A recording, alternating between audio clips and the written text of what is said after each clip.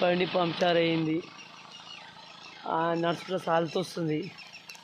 శతకాకు ఈడ మధ్యలో ఆపిన బండి పంక్చర్ అయింది పొద్దున వచ్చే. ఇగోది పంక్చర్. అయ్యో భగవంతుడా, దరిద్రం పాడుగాను. నడుచుకుంటూ వస్తాకనే శతకాట్లే ఇక ఆగిన. అమ్మ శతకాట్లే నడుచుకో కిలోమీటర్ 2 కిలోమీటర్లు నడిచిన. ఇప్పటికీ ఆడ లేదు పంక్చర్ లేదు. బండి పంక్చర్ అయింది, ఆడ లేదు పంక్చర్.